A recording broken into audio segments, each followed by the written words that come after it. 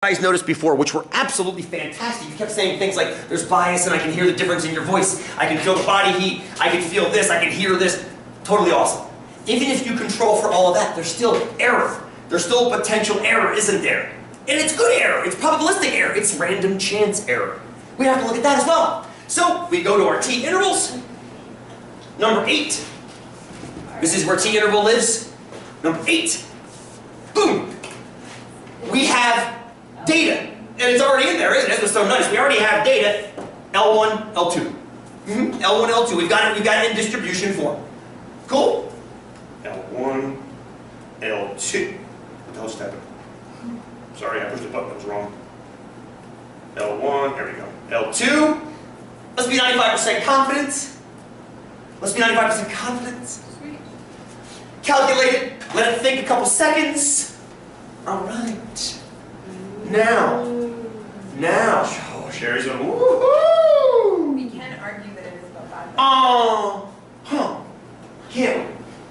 Now, we have an argument, a statistical argument, even allowing for the error. Lauren, I've not forgotten your comment. We're coming back, I promise we're coming back to that, I promise. Lauren wants better data. I love it, I love it.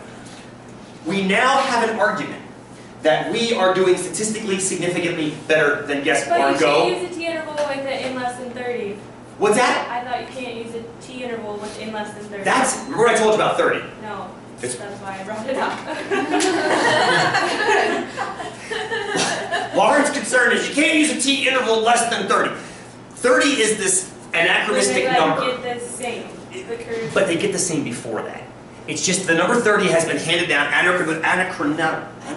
what's that word? Anachronism, anachronistically, historically handed down with no real justification as to why the 30 is there. Yeah, when they're 30, the T and the Z look almost identical, but they also look pretty damn identical when they're back at 10 and 12 and 11.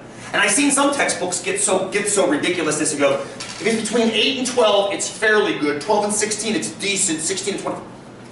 The biggest thing to look at is the data skewed to the point of, are there wicked outliers? Is it completely not a bell shape? That's the big thing. That's what we look at the data first. I love your concern, but don't worry about that. Worry about the outliers like you did, which was fantastic, and look at the overriding shape. Your data was gorgeous. It was absolutely gorgeous. I mean, it's noisy enough to make me happy, and bellish enough to go like, oh, thank God we can actually do this. It's the opposite of what happened with my Facebook data. My Facebook data didn't have any, well, it had outliers, it was wickedly skewed. I'm like, well, game over. Ding, let's try something else. But that's what you can do. But here, your data behavioral enough to actually run one of these things. Project number 3, you'll see what happens when it doesn't. I have you analyze the BP when it'll still end. You'll see what happens when it doesn't behave itself. Thank you. So, I'm going to graph our data on this number line. 5.2 up to about 7.4. So here's 7.5, so we'll go here. So here's winter 2014. There's our data. Renee, go. So that spike at 5 is statistically irrelevant?